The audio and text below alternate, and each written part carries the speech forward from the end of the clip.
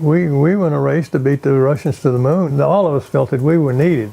You know, I went to Langley and I got to see them, these wind tunnels with these models and being tested at supersonic speed, shock waves coming off of the wings and all like that. And I said, this is where I've got to be.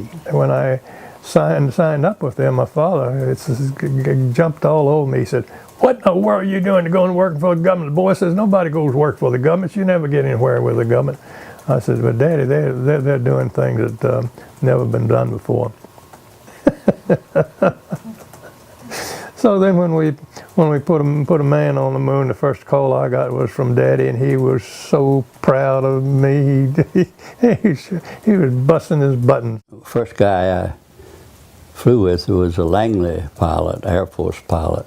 The first morning we went, we were going to fly to 30,000 feet straight up as fast as we could get there and do all this stuff. And he says, now, Edmonds, look up there and so and so and so. And he says, and that little red light right there, square red light there, if that was to come on, you bail out. We were going down the runway, and he pulled back and the plane lifted off. I guess we hadn't gotten 500 feet when that red light came on. And I reached down and couldn't find the canopy thing down there. I was panicking, you know, and I was trying to find it to pull it. Well, if I had found it, I would have pulled it before he got back to me. And he says, I think I got a short in it, and he checked everything, and it shorted out. There's something shorted in that thing. And I had briefed the recovery forces all about how I would give them a high probability landing point, and then when the capsule landed there, we'd be able to home in on the electronic beacon and find it and pick it up. As the launch progressed and went through, and I kept waiting for this impact prediction from John Mayer back in the Cape, I finally got a message from John, and when I cut through all of the rhetoric and the bureaucratic ease, what it really said is it left here, but we don't know where it went.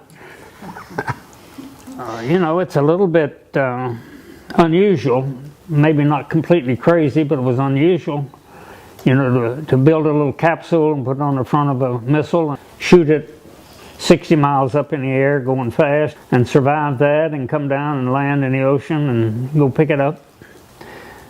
So it was developing a manned spaceflight capability that had never been done before.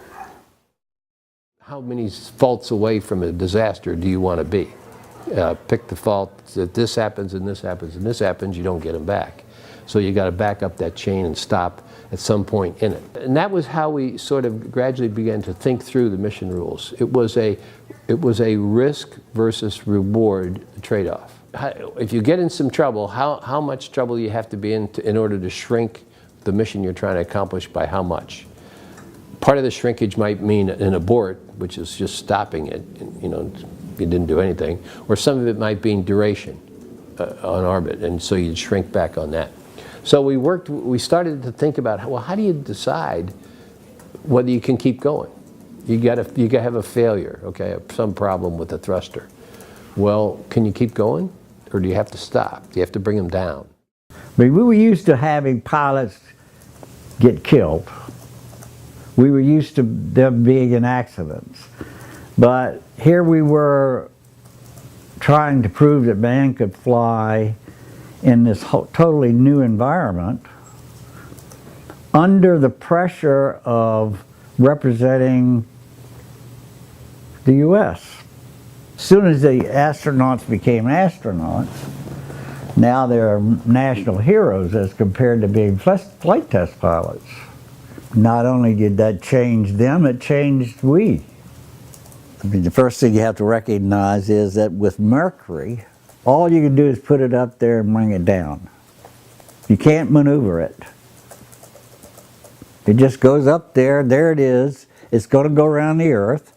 It is going to slow down a little bit, so it may come down quicker than you think because of the density of the atmosphere, et cetera, et cetera. But if you're smart enough and you know what that trajectory is going to be and how far it's going to go after you fire the rocket, so it's going to land here.